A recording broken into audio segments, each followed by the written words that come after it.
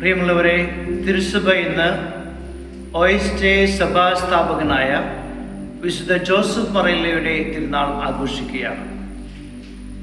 2001 November 25 വിശുദ്ധ John Paul രണ്ടാമൻ പാപ്പ ജോസഫ് മറേലോയെ ഒരു വിശുദ്ധനായി പ്രഖ്യാപിച്ച് തിരുസഭയ്ക്കായിട്ട് നൽകിയത്. എങ്ങനെയാണ് ജോസഫ് മറേലോ ഒരു വിശുദ്ധനായി മാറിയത്?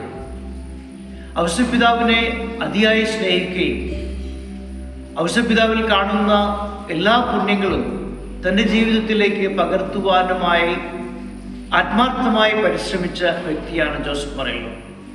അതോടൊപ്പം തന്നെ പരിശുദ്ധ അമ്മയോടുള്ള ഭക്തിയിൽ വളരുകയും ചെയ്തു. ഇന്ന് ജോസഫ് മറേലോയുടെ ഈ തിരുനാൾ ആഘോഷിക്കുമ്പോൾ അദ്ദേഹത്തെ പോലെ ഔസേപ്പിതാവിൽ കാണുന്ന ഗുണങ്ങളെ നമ്മുടെ ജീവിതത്തിൽ പകർത്തുവാനായിട്ട് നമുക്ക് ശ്രമിക്കാം. ജോസഫ് മറേലോ ഒരു വൈദികനായും സഭാസ്ഥാപകനായും ഒരു രൂപതയുടെ മെത്രാനായും കൃപ നിറഞ്ഞ ഒരു ജീവിതം കാഴ്ചവെച്ച് ഇന്ന് വിശുദ്ധനായി മാറിയിരിക്കുകയാണ്.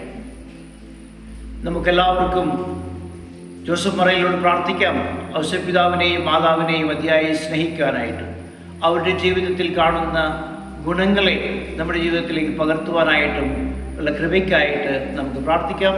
എല്ലാവർക്കും ഈ തിരുനാളിൻ്റെ എല്ലാവിധ പ്രാർത്ഥനാശംസകളും നേരുന്നു. ദൈവം നമ്മെ ഓരോരുത്തരെയും സമൃദ്ധമായി അനുഗ്രഹിക്കട്ടെ.